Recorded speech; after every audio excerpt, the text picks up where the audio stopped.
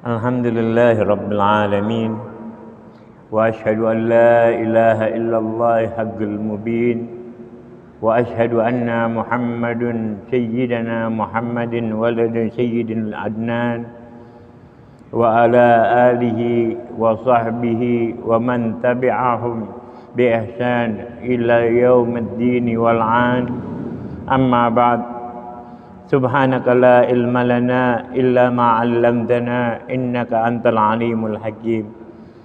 Rabbi israh li sadri wa yassir li amri wahlul 'uqdatan min lisani yafqahu qawli. Amma ba'd. Awwalu man nabda. Assalamualaikum warahmatullahi wabarakatuh. Semoga senantiasa salam sejahtera dari Allah meliputi keseharian kita. Kebaikan-kebaikannya selalu meliputi pada hari-hari kita, sehingga tidak kita dapatkan kecuali yang terbaik dari sisi Allah. Tidak kita dapatkan kecuali yang paling murni dari Allah. Tidak kita dapatkan kecuali yang paling bagus dari Allah, dan yang sesuai dengan apa yang Allah tentukan, bukan apa yang kita inginkan. Karena kadangkala sesuatu yang baik menurut kita belum tentu baik menurut Allah. Ukurlah dengan timbangan yang telah Allah turunkan ke tengah-tengah kita, yaitu Al-Quran dan Sunnah. Timbanglah dengan timbangan. Jangan pernah bersandar kepada akal dan pikiran sehingga kita merasa diri kita yang paling benar dan orang lain semua salah. Sehingga kita merasa selalu diliputi oleh kecurigaan terhadap sama orang lain, dan selalu mencoba mengambil keputusan berdasarkan pola pikir kita yang terbatas. Sang Nabi yang mendapatkan pendidikan yang paling mulia dari Allah, ada bani Rabbi fa ahsanu ta'dibi. Aku dididik oleh Allah, maka aku mendapatkan pendidikan yang terbaik. Sang Nabi memohon kepada Allah untuk memohon perlindungan agar diberikan kasih sayang Allah, agar dia tidak serahkan Allah dirinya kepada dirinya sendiri. Maksudnya Allah tidak mewakilkan dirinya untuk dirinya, kepada dirinya, kecuali apa yang dia jalankan semuanya atas keputusan Allah. Di dalam konteks hadis, Nabi berdoa, ya Allah berikan rahmat kepadaku, irhamni ya Rabb, wala takilni ila nafsi tarfatul ain. Janganlah kau wakilkan diriku kepada diriku, kata Nabi, walaupun hanya sekedipan mata, walaupun hanya sebentar. Jangan sampai otakku yang mengambil alih sehingga aku salah memutuskan sesuatu perkara. Refleksi kita pada awal di tahun baru Masehi ini, yang bukan tahun baru kita memang, ya. Tapi paling tidak kita jadikan refleksi berapa banyak Allah ambil para kekasihnya di awal tahun ini. Berapa banyak para kiai dan habaib yang Allah angkat, satu persatu Allah ambil. Belum lagi kita dikagetkan dengan meninggalnya seorang wali Allah asal Kudus, Al-Habib Ja'far Al-Kaf. Lagi kita dengar Kiai Nahrawi di Bogor diambil oleh Allah, yang sanadnya bersambung kepada Al-Habib Abdullah bin Muhsin Al-Attas, Sahibul Bogor, Sahibul Empang. Tidak lama berselang kita dengar lagi salah satu murid terbaik dari Ubat Tarim, Al-Habib Mahdi bin Abdullah bin Al-Habib Abdullah Sami Al-Attas, meninggal dunia. Belum lagi para kiai dan para alim ulama yang lainnya. Bahwa kenyataannya kematian akan datang menghampiri kita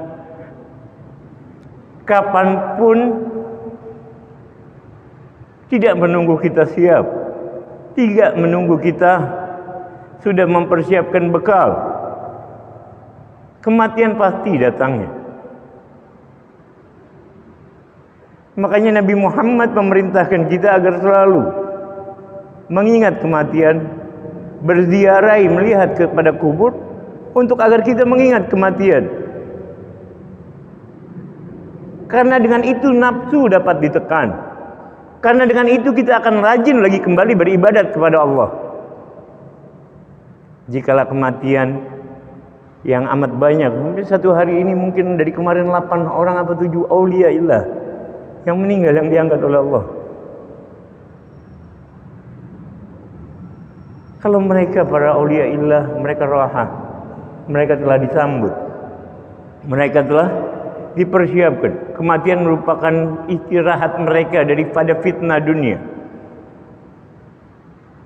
Tapi mereka yang tidak memiliki bekal, apa kira-kira yang akan disiapkan? Karena sebenarnya kalau ada kematian seperti ini, bahwa semua pasti akan menimpa kita, tinggal waktu. Siap tidak siap, mau tidak mau, kematian yang kita lari daripadanya akan datang menghampiri kita. Tinggal bagaimana kelak kematian itu akan datang. Mudah-mudahan Allah jadikan kematian para alim ulama ini Allah gantikan dengan yang lainnya, sehingga kita tetap dijaga oleh Allah, sehingga azab yang Allah ingin turunkan berkat doa mereka tertolak azab di daerah tersebut, sehingga Allah ingin turunkan suatu kemurkaan karena masih ada para orang-orang yang berdoa dengan khusyuk, masih ada orang-orang tua yang ruku, masih ada anak-anak kecil yang menyusui, sehingga Allah ingin turunkan azab. Allah pindahkan ke tempat yang lainnya karena menghargai mereka. Mudah-mudahan kita semua yang di Masjid Al-Ma'mur senantiasa dimakmurkan hati kita kepada Allah Subhanahu wa ta'ala. Karena cukup sudah kematian sebagai penasihat, cukuplah sudah kematian wa'izan. Jadi kalau ada acara-acara tahlil sebenarnya nggak perlu lagi ada yang memberikan sambutan, karena cukup kematian ibrah. Bukankah kita diperintahkan oleh Allah berapa kali di dalam Al-Quran, afala ta'qilun, afala tafsirun, afala tafsirun? Bukankah kalian termasuk orang yang berakal? Bukankah kalian termasuk orang yang melihat? Bukankah kalian termasuk orang yang bisa berpikir? Ambillah pelajaran dari setiap keseharian kita, bahwa tidak ada yang terjadi di alam ini. Islam tidak pernah mengenal konsep suatu kejadian terjadi karena kebetulan. Semua kejadian yang terjadi di alam adalah atas keputusan Allah Subhanahu wa ta'ala. Jadi Islam tidak pernah mengenal arti konsep sebuah kebetulan di dalam Islam. Al-Faqir juga membawakan sebuah hadis Nabi SAW yang diriwayatkan tentang kisah seorang yang berdoa kepada Allah, lantas doa mereka tidak diijabah oleh Allah. Bagaimana mungkin? Allah yang berfirman di dalam Al-Quran, "Ad'uni astajib lakum." Berdoalah maka akan aku kabulkan doa kalian. Mintalah akan aku berikan kepada kalian. Jika mereka bertanya, "Ya Muhammad, di mana keadaanku?" maka katakan kepada mereka, "Aku dekat dengan hamba-hambaku.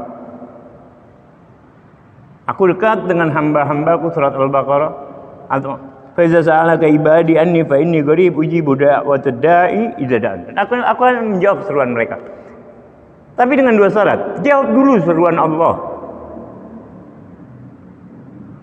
Mengapa doa kita kadang kala seakan-akan tidak didengar oleh Allah? Karena tadi kita tidak menjawab seruan Allah. Lantas kita tuntut Allah untuk memenuhi apa yang kita inginkan. Jawab seruan Allah dengan rasa senang. Ibadah lakukan dengan kesenangan. Ibadah lakukan dengan keriang. Ibadah ketika berbicara dengan Allah, laksana kita bertemu dengan kekasih. Ketika bertemu dengan kekasih, kita tidak akan ingin berpisah dengan kekasih kita, kecuali alam yang memisahkan. Maka para aulia Allah, rata-rata mereka tidak tertidur kecuali dalam keadaan sangat betul-betul mengantuk sehingga tertidurkan oleh Allah. Al-Faqir punya guru sendiri, Al-Habib Salim bin Abdullah bin Umar Asy-Syatiri. Dia tidak tidur kecuali dalam keadaan golaba. Maksudnya apa? Dia tidak akan tidur kecuali memang betul-betul sudah tidak mampu. Jadi ketiduran. Bukan maksakan ingin direbahkan badannya di pembaringan, tidak. Bayangkan. Bahkan ketika menjelang kematian, sakit yang menyebabkan wafatnya beliau, beliau masih sempat menghatamkan sebuah kitab tarikh yang tidak lebih kurang tebal, itu buku 400 halaman.